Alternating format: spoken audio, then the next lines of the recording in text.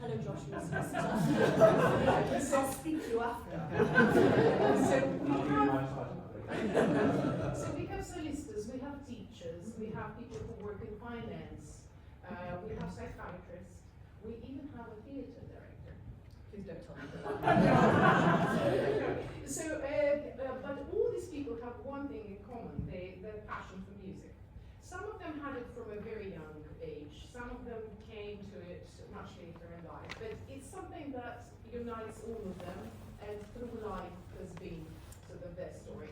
I'm interested to know, how did you come to writing? Was it something that you found at school and from birth?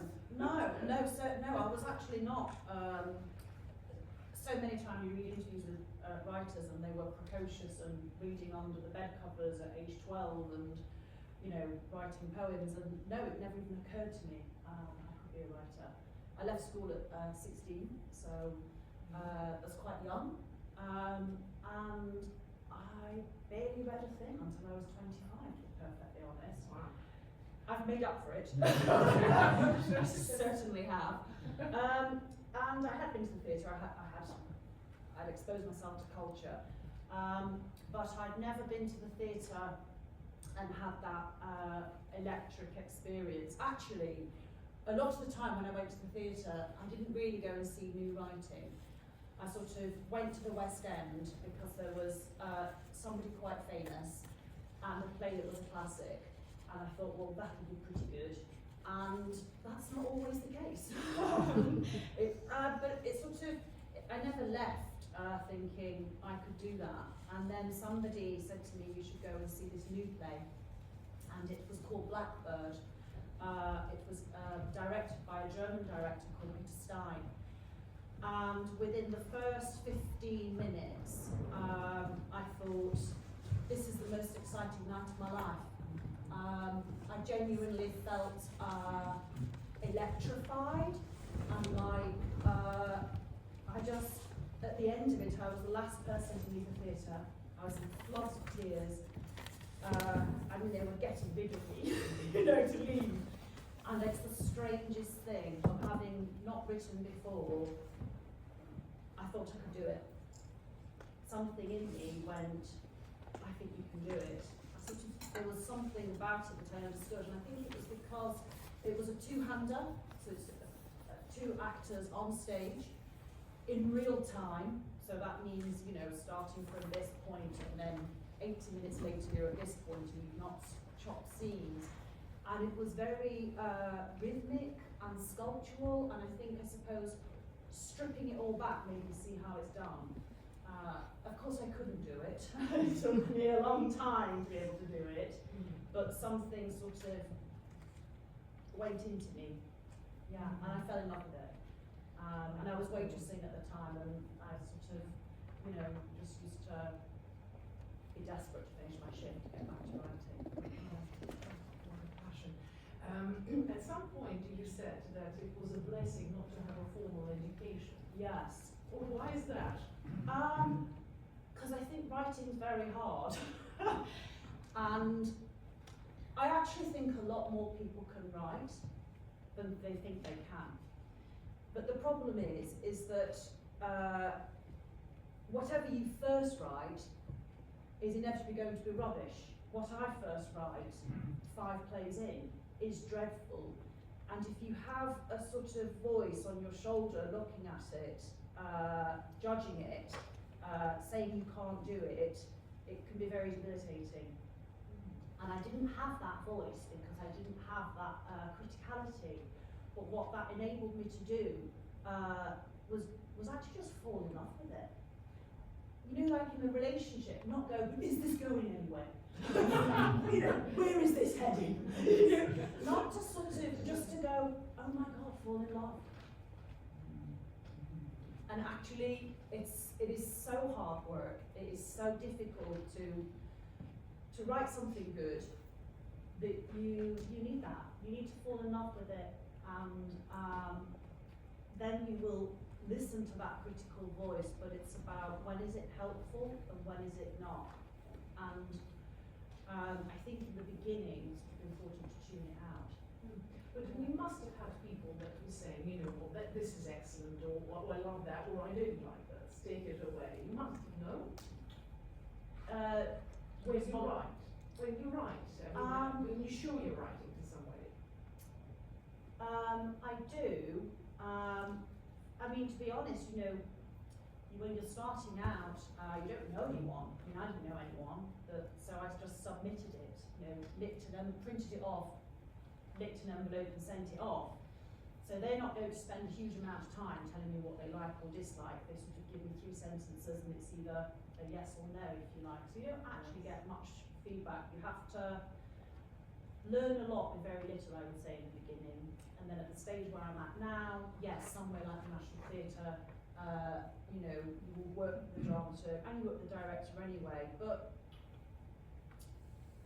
you've got to take it a long way by yourself first. Depends on how you work. I worked by myself for a very long time, maybe 2 years alone, and then sort of expose it. It's interesting because actually I think people who come here for piano lessons, like you know, it takes format in a kind of masterclass situation. So it's not a lesson as lesson. You know, you get feedback, of course they do, but it's a more or less of direction. Yes. Feedback. You know, this is the way I think you could go, or this is, you know. And that's hard, and you never what to listen to and what not, because it is subjective. It isn't applied math where there is a right answer and a wrong answer. I mean, and basically I listen to everything. I listen to every single note I'm given, but I'll probably only take 30%. Wow, such a confidence and trust in yourself, and it's probably because you have been working by yourself and you kind of developed that inner critic. And sometimes the note that I've been given that's annoyed me the most is probably the best note. So, you know. Yes. You try to find the answers. Yeah. The point is that someone can say one thing. Yeah.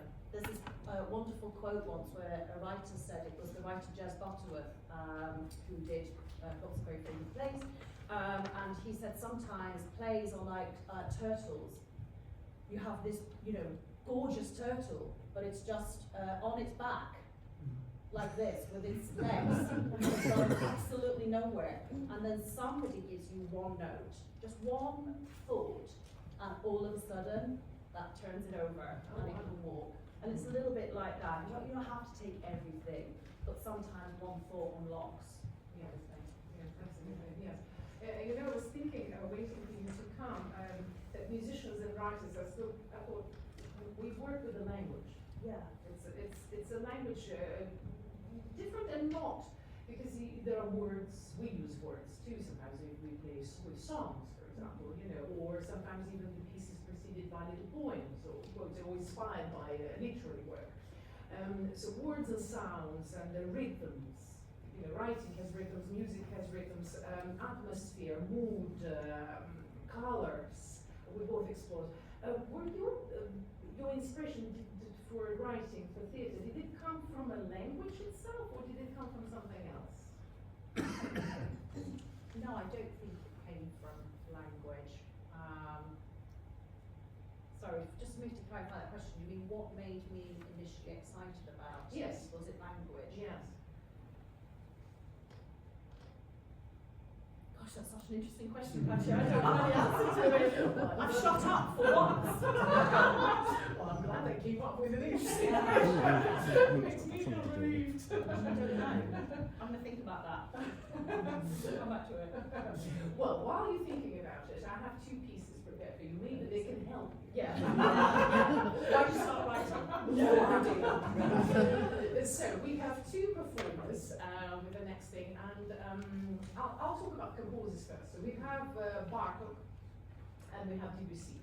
So Bartók is one movement called night music. It's from a suite that he wrote out of doors. Now Bartók was a collector of folklore, musical folklore. So he went around villages, collected pieces and so on. So he was, whatever he was writing, he was using this as an inspiration, but he was creating a scene. So inspired by countryside. So this out of doors, the night music, it's Hungarian countryside with croaking of the frogs, and you have creaking insects, and you have scratching of the animals, and you have the pond bubbling, and well, maybe not bubbling, there wasn't a volcano there. So it was. Then there is a moment where the Hungarian lament comes in. So it's a moment of little sadness, because you have to have it with the Balkans.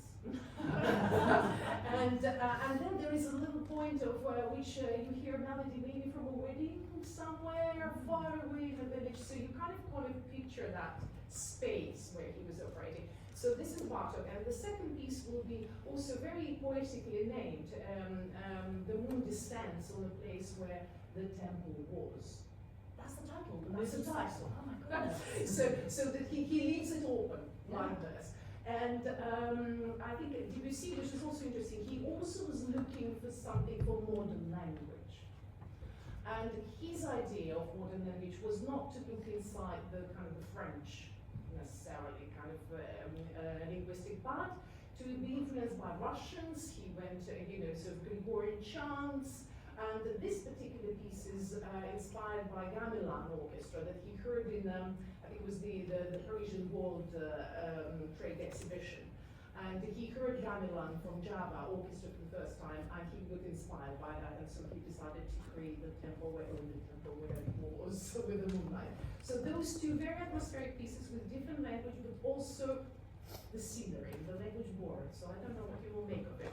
So we have Bartok will be played by David Whitgift, and the cathedral that was there but no longer is Neville Croft. Please welcome David.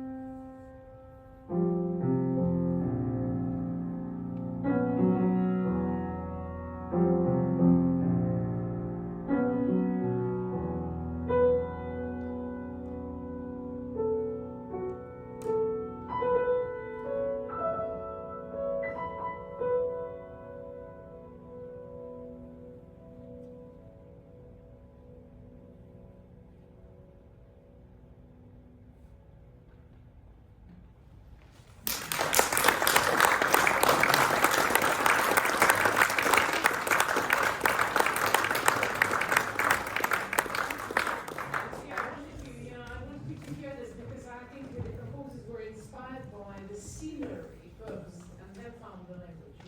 I was wondering. Yeah, the first one is interesting because I was thinking of secrets. Oh, Yeah. frogs. Have secrets. Totally. Tell me something. How do you find your stories? God, if I knew that, that would save me some time. To be perfectly honest, I start with a blank page. I mean, I don't plot and I don't plan. I will know what the container of the idea is, which is to say, my most recent play, Till the Stars Come Down, is set at the day of a wedding. So the wedding is the container. And I will hear one voice quite clearly, and it always happens that if you hear one voice, another one bounces back. An opposite, because that's just the nature. And I will have, maybe a sense of something I want to explore, but incredibly vague. And then I go, really. But it takes me a long time to. Story is the hardest thing, and it's the thing that comes, if you like, very, very late on. So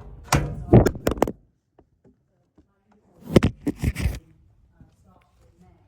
I don't know what the story is yet, and I've worked on it 5 days a week. Either I'm terrible at what I do, or because the story emerges slowly, and I don't push it. I'm waiting for it to tell me what it's going to be. Yes, of course, I could sit on the outside and say, so I'm going to write a play about this, and this is going to happen. I can't do it like that. It's kind of like, I'm an archaeologist where I'm rocking up a piece of land, and I'm going, there is something down there. And then everyone goes, really? And walks away. And I go, no, there absolutely is. And I dig, and then I find a piece here, and I go, oh my God, so there is something. And then I move on, and I dig something here, and I go, oh, it's not what I thought it was, because this other piece doesn't fit this piece. Oh, so it's something else. And I keep going until I excavate the whole thing.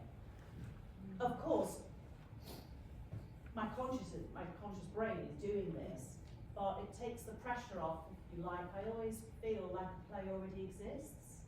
I'm just the person that has taken the time to dig it out.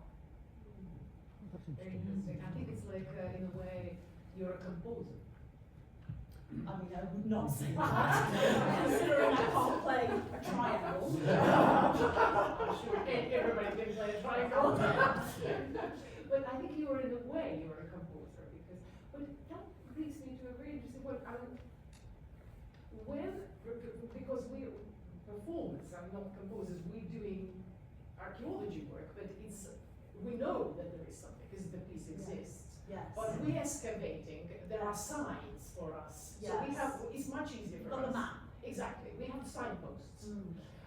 But nevertheless, whenever somebody plays a piece, it always sounds different. Yes. Of course, like actors. It's interpretation. Yes. Yeah. But your play must then, once it exists, change its shape, depending on who is doing it. Yes, it's a child.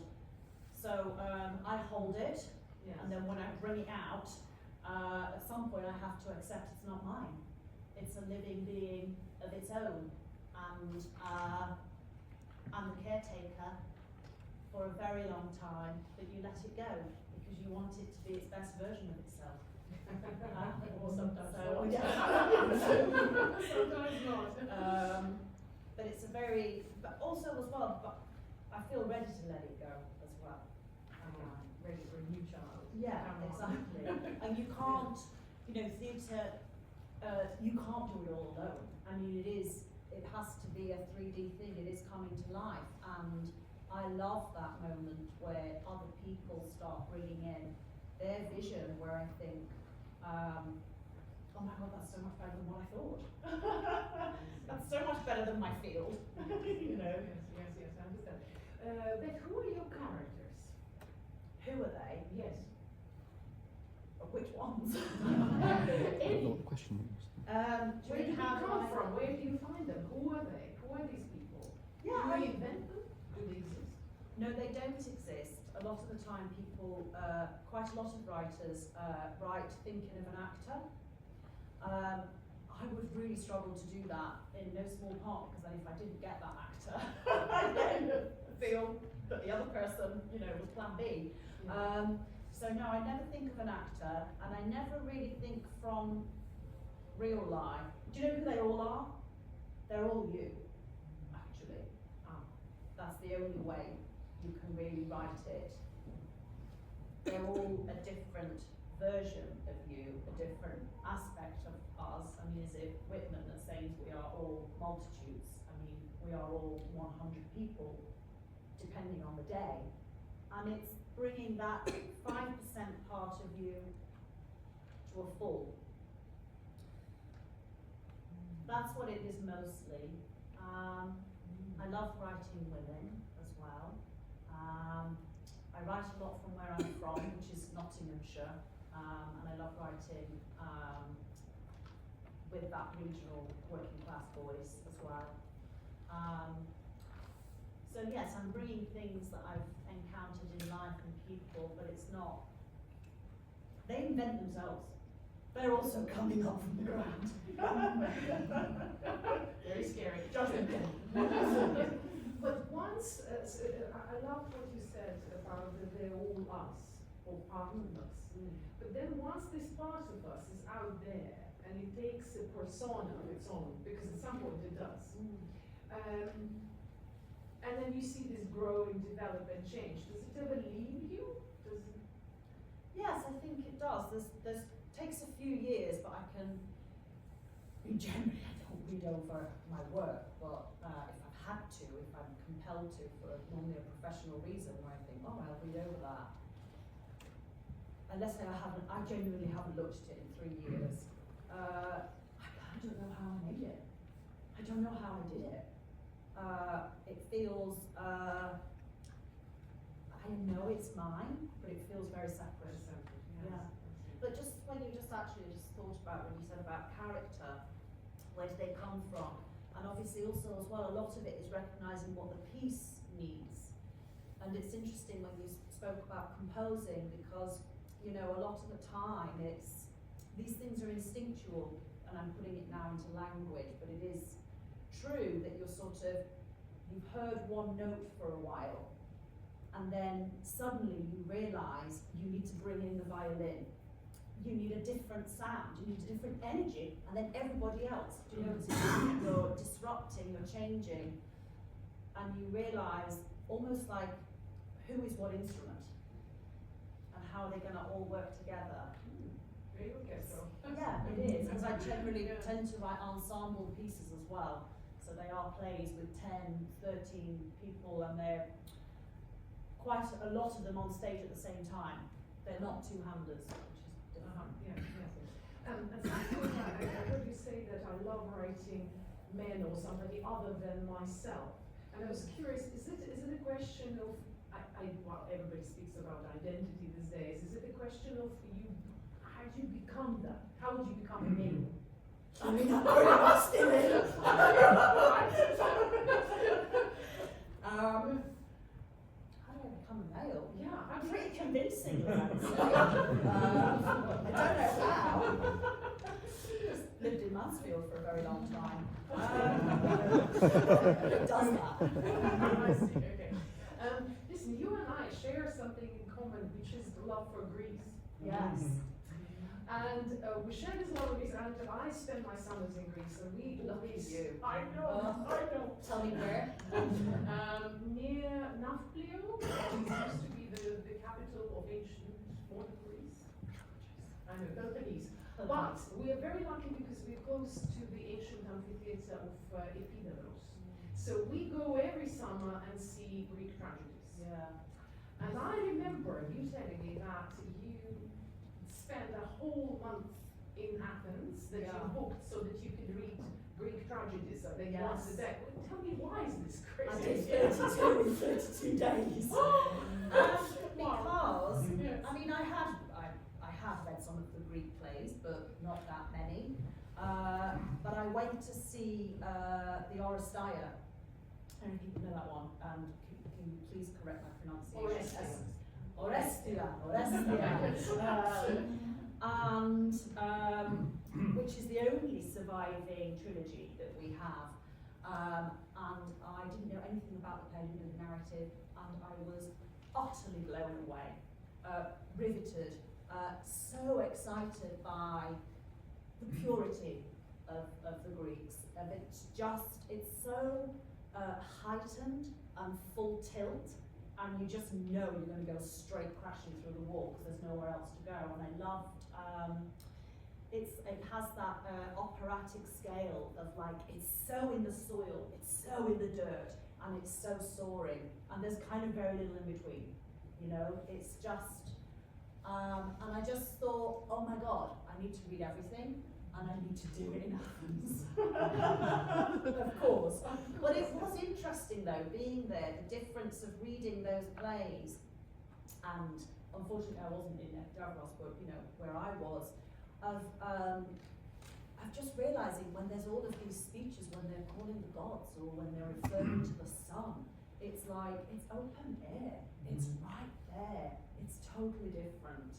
And a lot of the time, Greek tragedy, the way we do it, and I've seen fantastic productions, so this isn't criticism, but we tend to domesticate it. We tend to slightly tame it and shrink it. And I was interested in what would it be like to picture it in its wildness. Oh, you should come with us. Oh my God, I watched it. In lockdown, I watched a few of the recorded yes. versions that they'd done there.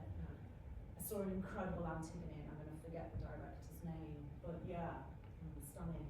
But it's very powerful what you said about nature and things. I've never kind of thought about it, even though, you know, sitting there in these ancient steps, which are 4th century BC, and under that huge sky, you just think, oh my goodness, this is these steps and everything. And that sense of like how we're just mortals, and this tiny life that we've got, like ants almost crawling around on the earth in terms of the scale of everything else. You just get it when you're there. You don't have to. It's just handed in a plate, you know. So I kind of wanted to experience that. I see. I recommend it.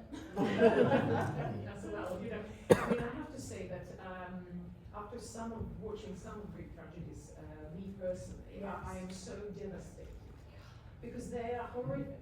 Wow. All of them. And they rip you inside out. Yeah.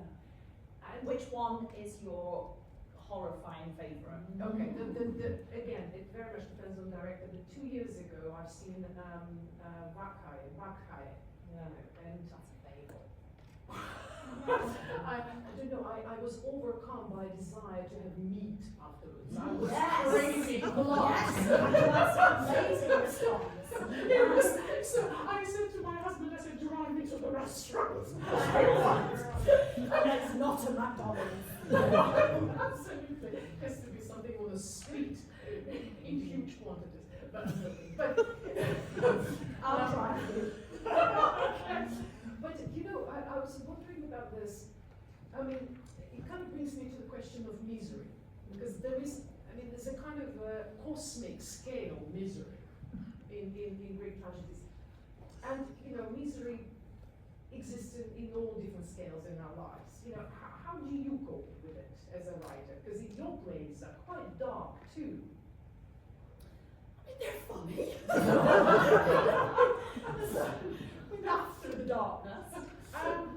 Well, that's it, because I mean, they are funny, but yes, I want to go to the theatre. I mean, the very first, it's why we go, isn't it? We go for catharsis. We go because we want to watch someone experience and go through it for us. And then it's safe. We're sat there in the dark, it's very private, no one's looking at you, no one is seeing your reaction. You can be however you are because you're in the dark, but you're aware there's other people around you, but you're in the dark and you're watching this person live their rawest, their desire, their shame, all the things that we have. It might not be this story, but you know, particles of it.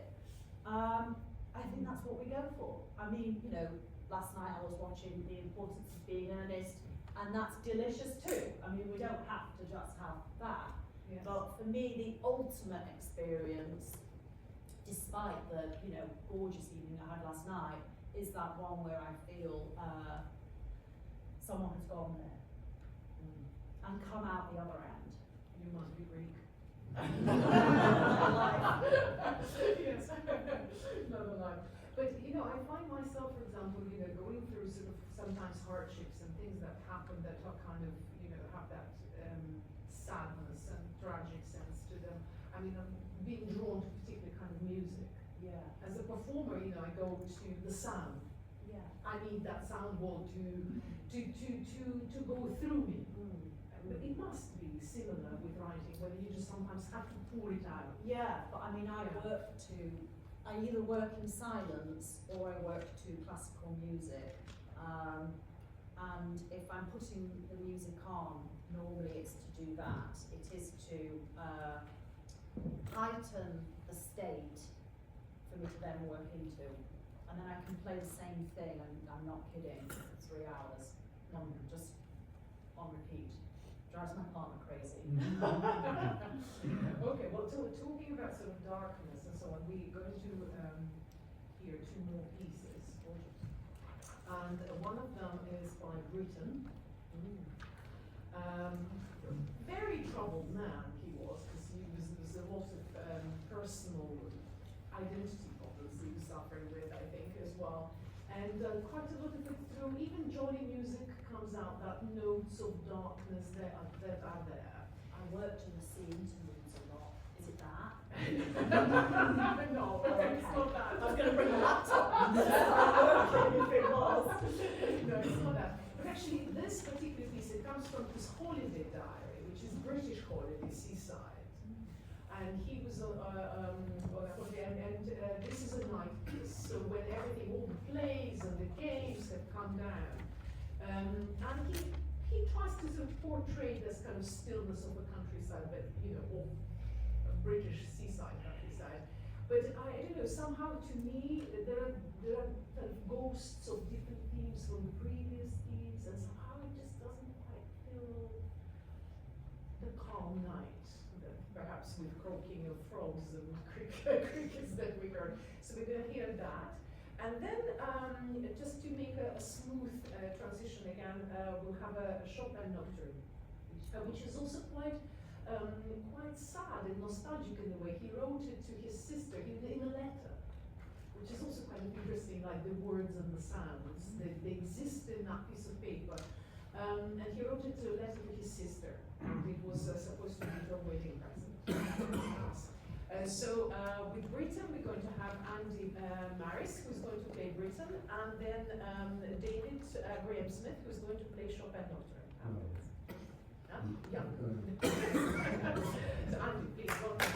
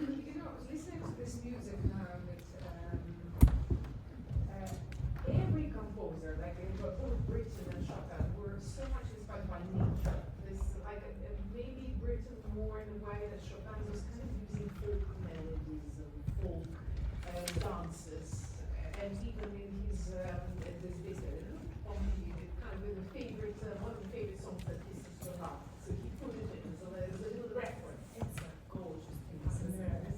Yes. I've worked that so many times. Oh really? I've worked it so many times. So what did you write? It's all the swirl. I'll have done the House of Shades to it for sure. It loosens something, doesn't it? It loosens your ribs so that your heart can just come out a bit. You know what I'm talking about. Yeah. Fucking my front. Exactly what you said. Oh really? So you mean it opens up doors for Yes. space where you can say something? Yes, creates the feeling that you want to tap into. It sort of sets the scene, starts the engine going, and I find it easier to then write into it.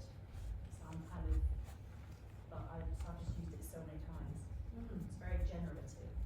But from what I don't need to understand, but whatever you're listening to doesn't, it's not about it. You don't write about it, or emotions that you pick up from that. It's emotions and colours, isn't it? There's I think just in we had a brief email correspondence, and I said that I was working to, you're going to really have to help me, Purcell's King Arthur, Yes. the Cold Song, is that what it's called, Yes. or something? Yes. And I'm using it a lot, even though I think it's like a 4-minute piece, but I'm listening to like an extended hour version, because it creates in me an anxiety. It makes me feel, oh gosh, something's going to happen. It makes me afraid. And I'm using it for a protagonist character. When I'm putting her into the piece, it creates a sense of dread. So I will use it like that. So it's a strange alchemy. Why one piece and not another, right? You know. Yeah. But that's why I was saying about sometimes a piece of music makes me think of a narrative word. Like that very first piece kept making me think of secrets. There was just this, and then a little disturbance, and then a little disturbance, like it was there on the edges. The way that secrets are. We're all doing our life, but then, oh my God, it's here, it's looming. It's interesting because I think musicians often inspired by what they read. Poetry comes a lot. Yes. Because of course, somebody said that it's the music in a way, poetic, but also through the stories. Because sometimes you don't, when you are in the theatre, when I am in the theatre, I grew up loving theatre. My mum took me there when I was a tiny little girl, and I wanted to be an actress, of course. Better being a pianist. Much better. But I love the theatre ever since, and I'm so lucky that I live in London because. Can I just ask that? So did you see theatre in Moscow? Did you? Oh my God, be still my beating heart. Did you see Chekhov? What you have seen too? No, It no, was- I'd love to. Yeah, but Moscow, I mean, it's there are so many different things. They all have different schools and they all pursue different kind of things. But anyway, it's another story. But theatre for me is like I see a play on different levels. I think I perceive a play. First is the storyline, but then there's a lot of tides and currents underneath that are perceived on a more intuitive level. And I have a feeling that this is what you get from music when you're listening. Something that is undercurrent that brings something else. Yes, exactly. And so you will say to me, oh, do you know this piece is about this, this, and this? And I go, oh my God, I have no idea. I was just taking that. Yeah, I know. from there. But sometimes I wonder whether we really need to know. Yeah. Or is it I like the idea of what you said at the beginning, I'm an archaeologist. Sometimes it's interesting just to know nothing and then go and start from zero. Talk to me about love.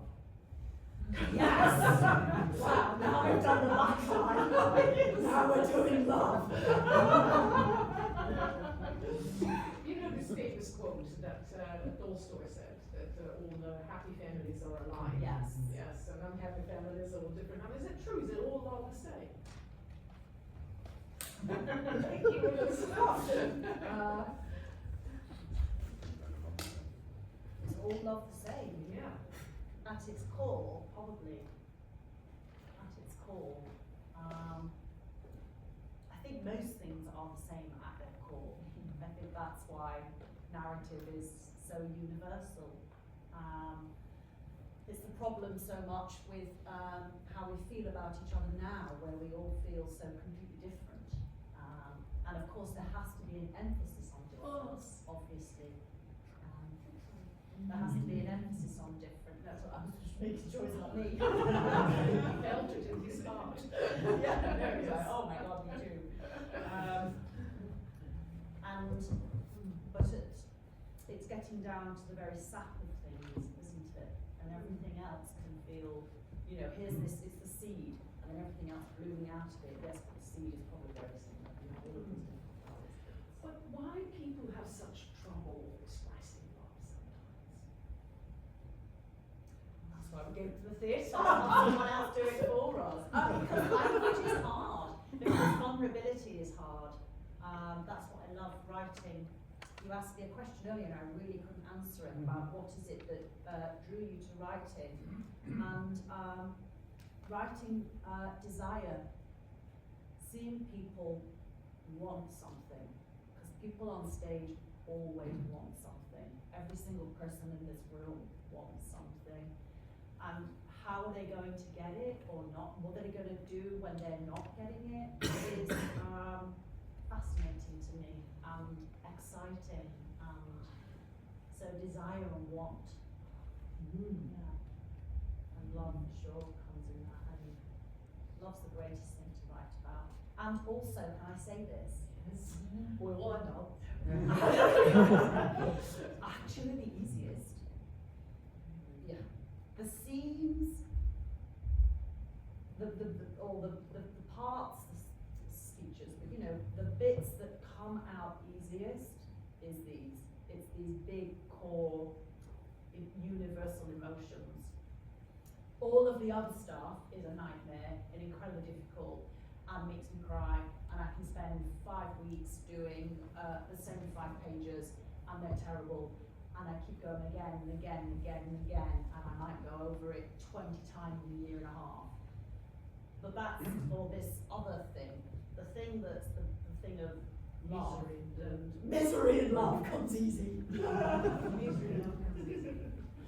So it's the Desire comes easy. Yes. What, you know, I love thinking of, you know, characters on stage are candles, you know. You as the playwright, you light these candles. They are people where they are being allowed to burn brightest, have their moment of complete flame, that fire flicker before you blow them out. They either go off stage, the curtain comes down, they die, whatever happens. And you know, as a writer, you can't just have someone up there for the sake of it, you know? That's what, sometimes you do see that in plays, but that's what I love about the rigour of theatre. It's not a film. Everything has to be there deliberately, and if you've created this life, if you've created this person, why would you not want them to have their moment of expression, of saying who they are? And most of the time when we're really expressing who we are, we're saying what we want. Most of the time. So when the time comes to put out the candle, Yeah. don't you feel sympathy? Oh my god, I cry. Oh! Sometimes when we pop, Yes. yeah. There was a character where I killed her. She died. And I woke up one night kind of hysterical, in tears, because I realised I realised I've not done it right. I killed her, and she hadn't gotten the moment that she needed in life. And I had to rewrite, I completely rethought it, and I made something so beautiful with it, because I just couldn't bear to let her go.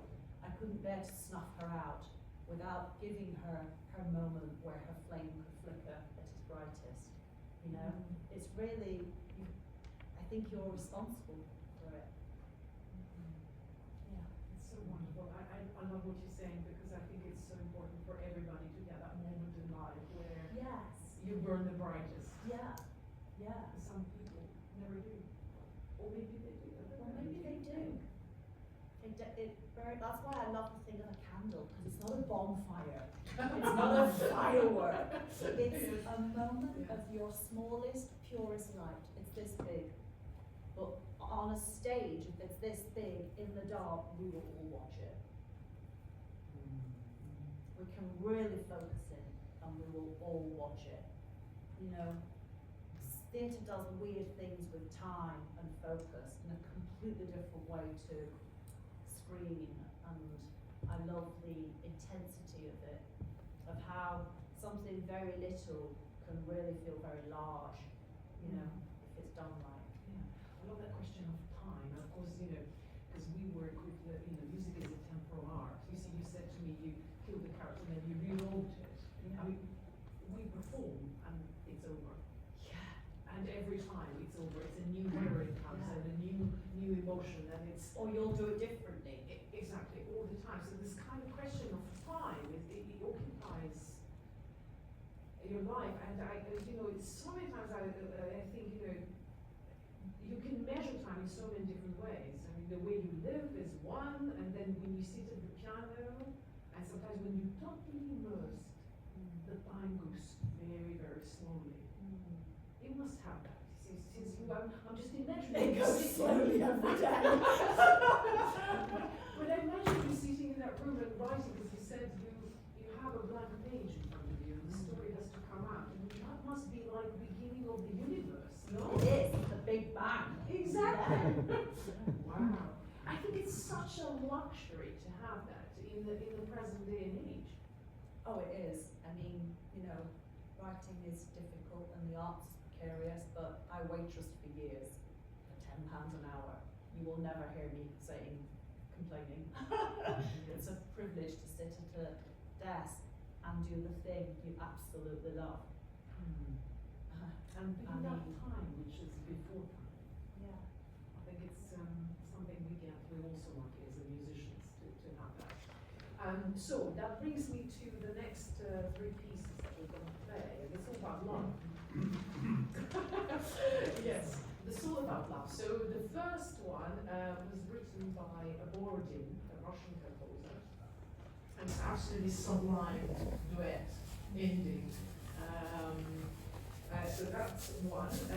The second one will be a very short movement of serenity, but these are just, it's Scriabin, it's another Russian composer, a little etude, and it's also, you know, a kind of a dialogue of the two lovebirds, but this is probably, you know, in the early hours of the morning after a beautifully spent night. That's my interpretation. Scriabin didn't write that.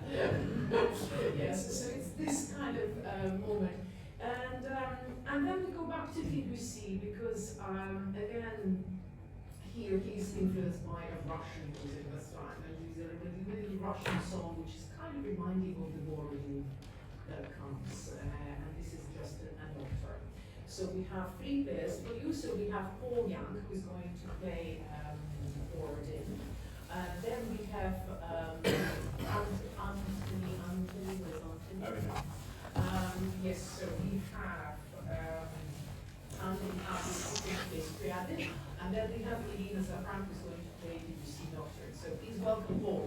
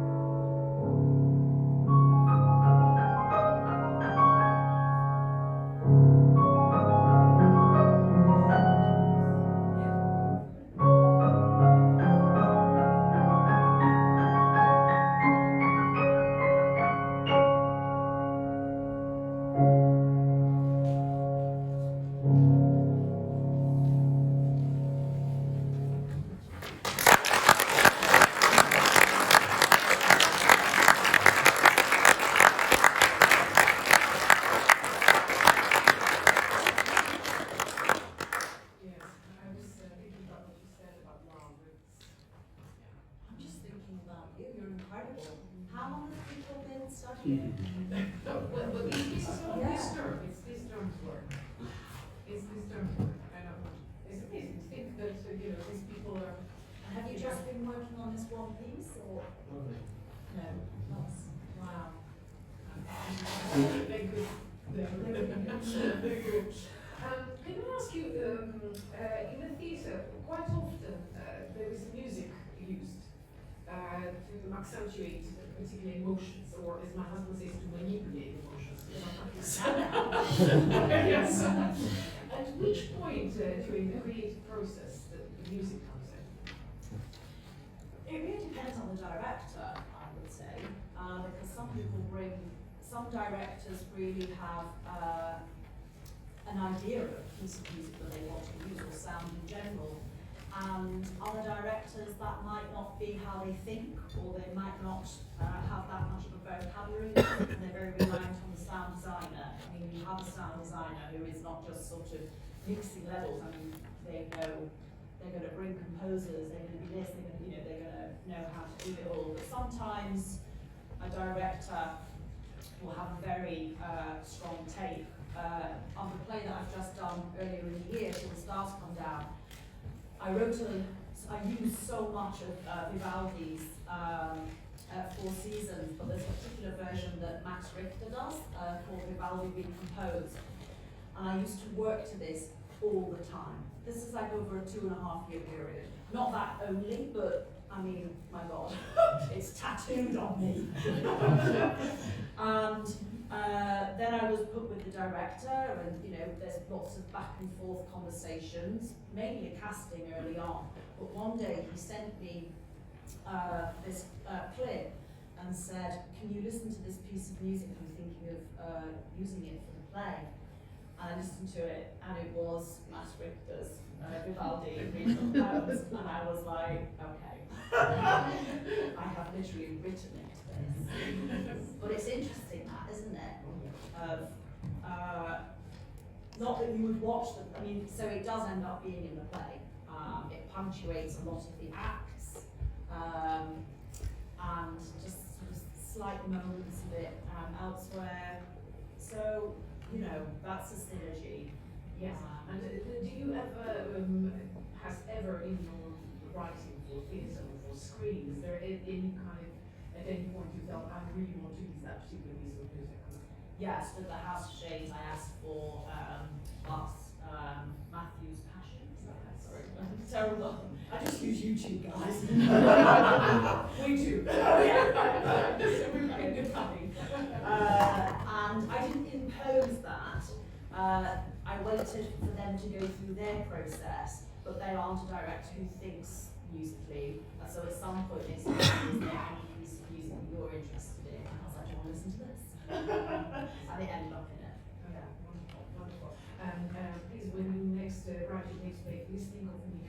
I need to realize my ambition of being an actress and a pianist at the same time. Exactly, anyone from here. And Beth, finally, are you a morning or a night person? To work, morning.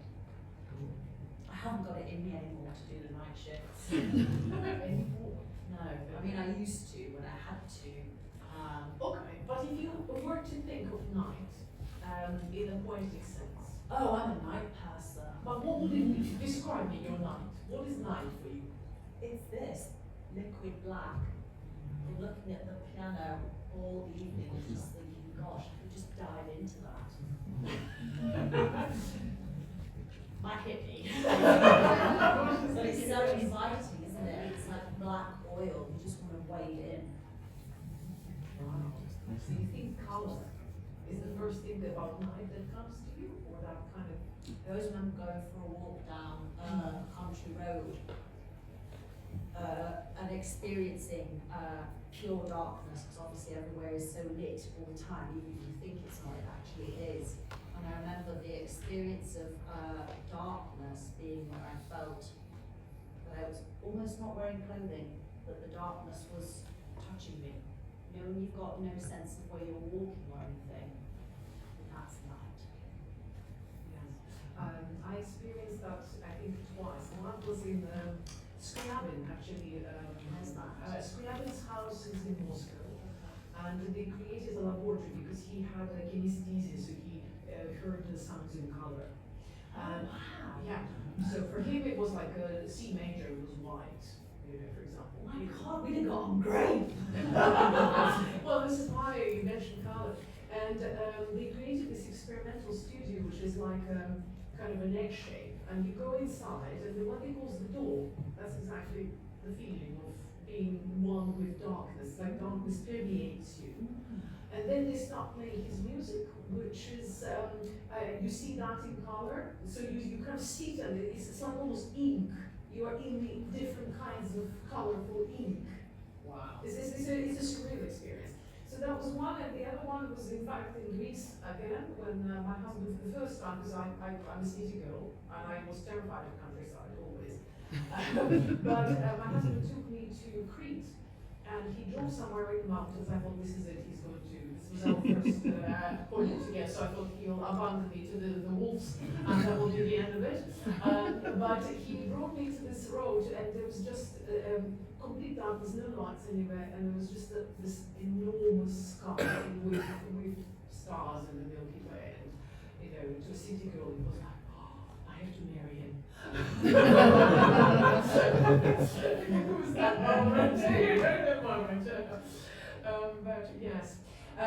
So we thought that for the kind of final music of this event, I think we will play another Schumann piece. We started with Schumann with the evening, and we'll finish with Schumann, a short little piece, which is called Dream.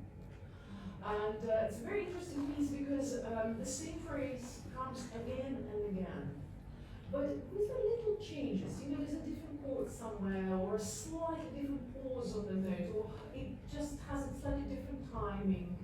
And when you listen to it again and again, it becomes some kind of a piece at the end. And I think it's sort of the last step of the dream world before you enter the real world. So Andrew Marsh will be playing Troy.